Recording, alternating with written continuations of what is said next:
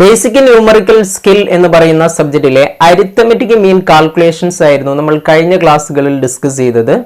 ഒരു അൺഗ്രൂപ്പ്ഡ് ഡാറ്റയുടെ arithmetic mean, അത് ഡയറക്റ്റ് മെത്തേഡ്, അതേപോലെ indirect method, step deviation method, ഇവ അപ്ലൈ ചെയ്തുകൊണ്ട് എങ്ങനെ കണ്ടെത്താം എന്നുള്ളത് നമ്മൾ കഴിഞ്ഞ ക്ലാസ്സിലൂടെ പഠിച്ചു. ഇനി നെക്സ്റ്റ് നമ്മൾ നോക്കുന്നത് അരിത്തമെറ്റിക് മീൻ ഗ്രൂപ്പ്ഡ് ഡാറ്റയുടെ കേസിൽ എങ്ങനെയാണ് കാൽക്കുലേഷൻസ് വരുന്നത് എന്നുള്ളതാണ്. ഓക്കെ, ഇവിടെ നമ്മൾ ഇന്നത്തെ ക്ലാസ്സിലൂടെ ഒരു ഡിസ്ക്രീറ്റ് സീരീസിനെ ഡയറക്റ്റ് മെത്തേഡ് അപ്ലൈ ചെയ്തുകൊണ്ട് എങ്ങനെ നമുക്ക് അരിത്തമെറ്റിക് മീൻ കാൽക്കുലേഷൻസ് നടത്താം എന്നുള്ളത് നോക്കാം. അതായത് ഒരു ഡിസ്ക്രീറ്റ് സീരീസ് എന്ന് പറയുന്നത് നമുക്ക് തരുന്ന ഡാറ്റയുടെ കൂടെ ഫ്രീക്വൻസി കൂടെ തന്നിട്ടുണ്ടാകും. അങ്ങനെ തരുന്നതാണ് നമ്മൾ ഡിസ്ക്രീറ്റ് സീരീസ് എന്നതുകൊണ്ട് അർത്ഥമാക്കുന്നത്. അപ്പൊ ഇവിടെ ഡിസ്ക്രീറ്റ് സീരീസിന്റെ കേസിൽ നമ്മൾ X bar calculation, arithmetic mean calculation നടത്താനുള്ള ഡയറക്റ്റ് ഫോർമുല എന്ന് പറയുന്നത് X bar is equal to sigma F X divided by N ആണ്. ഓക്കെ, അതായത് ഇവിടെ അഡീഷണൽ ആയിട്ട് നേരത്തെ നമ്മൾ sigma X divide by N ആയിരുന്നു പഠിച്ചത്. ഇവിടെ അഡീഷണൽ ആയിട്ട് സിഗ്മ എന്ത് വരും? എഫ് വരും. സിഗ്മ എഫ് എക്സ് ആണ് വരുന്നത്. Sigma F X divided by N ആണ്. ഓക്കെ, അപ്പൊ ഇവിടെ എൻ എന്നുള്ളത് അർത്ഥമാക്കുന്നത് എന്താണ്? സിഗ്മ എഫ് ആണ്. ഫ്രീക്വൻസിയുടെ ടോട്ടലിനെയാണ് നമ്മൾ എന്ത് പറയുന്നത്? ഇവിടെ എൻ എന്നതുകൊണ്ട് അർത്ഥമാക്കുന്നത്. ജസ്റ്റ് നമുക്കൊരു ക്വസ്റ്റ്യനെ ബേസ് ചെയ്തുകൊണ്ട് ഇതിനെ എങ്ങനെ വർക്ക്ഔട്ട് ചെയ്യാമെന്നുള്ളത് നോക്കാം. ക്വസ്റ്റ്യൻ ഇതാണ്: from the following data of marks obtained by 60 students of a class, calculate the arithmetic mean. Okay, here marks given 20, 30, 40, 50, 60 and 70. Number of respondents are 8, 12, 20, 10, 6 and 4. ഇത്രയുമാണ് തന്നത്. ഇതിനെ ബേസ് ചെയ്തുകൊണ്ട് നമ്മൾ ഡയറക്റ്റ് മെത്തേഡ് അപ്ലൈ ചെയ്തുകൊണ്ട് arithmetic mean calculations നടത്തണം.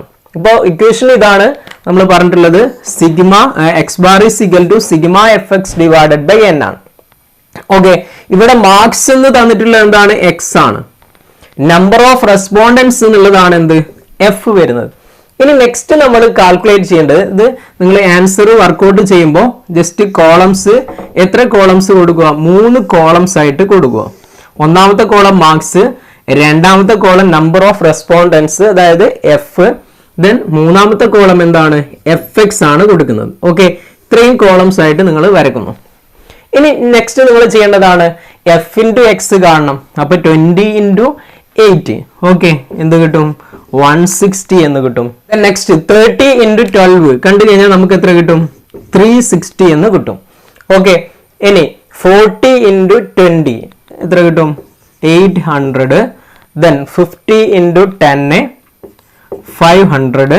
Then 60 into 6 360. Then next 70 into 4 280. Okay, അപ്പോൾ 160, 360, 800, 500, 360 and 280 ഇത്രയുമാണ് നമുക്ക് കിട്ടിയിരിക്കുന്നത്. ഇനി ഇതിനെ നമ്മൾ ടോട്ടൽ ചെയ്യണം, അതായത് സിഗ്മ എഫ് എക്സ് കാൽക്കുലേറ്റ് ചെയ്യണം. അപ്പോൾ ഇവിടെ സിഗ്മ എഫ് എക്സ് കണ്ടു കഴിഞ്ഞാൽ 2460 എന്ന് നമുക്ക് കിട്ടും. ഓക്കെ, 2460. ഇനി നമ്മൾ ഇവിടെ സിഗ്മ എഫ് കൂടെ കാൽക്കുലേറ്റ് ചെയ്യണം. സിഗ്മ എഫ് എന്ന് പറയുന്നത് ഫ്രീക്വൻസിയുടെ ടോട്ടൽ ആണ്. അതായത് ഇവിടെ 8, 12, 20, 40, then 50, 56, 60. ഓക്കെ, കണ്ടു കഴിഞ്ഞാൽ സിഗ്മ എഫ് എന്ത് കിട്ടും? 60 എന്ന് നമുക്ക് എമൗണ്ട് കിട്ടും. ഇനി നമ്മൾ ഇക്വേഷനിലേക്ക് അപ്ലൈ ചെയ്യുന്നു. ഇവിടെ X bar is equal to sigma F X divide by N ആണ്. അപ്പോൾ ഇവിടെ എന്ത് വരും? 2460 ആണ് sigma F X divide by sigma F എന്താണ്? 60 ആണ്. അപ്പൊ ഇത് കണ്ടെത്തി കഴിഞ്ഞാൽ ആൻസർ നമുക്ക് എന്ത് കിട്ടും? 41 എന്ന് ആൻസർ കിട്ടും.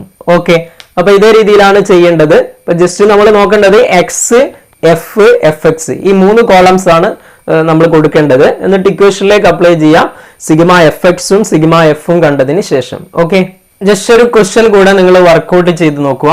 From the following data calculate arithmetic mean. X 55, 60, 75, 70, 80, 85, 95. F 8, 6, 12, 19, 17, 9 and 4. Okay, ഈ ക്വസ്റ്റ്യനെ ബേസ് ചെയ്തുകൊണ്ട് നിങ്ങൾ അരിത്തമെറ്റിക് മീൻ കാൽക്കുലേഷൻസ് ചെയ്ത് നോക്കുക. അപ്പോൾ നമുക്ക് പുതിയൊരു ക്ലാസ്സുമായി വീണ്ടും കാണാം. Thank you.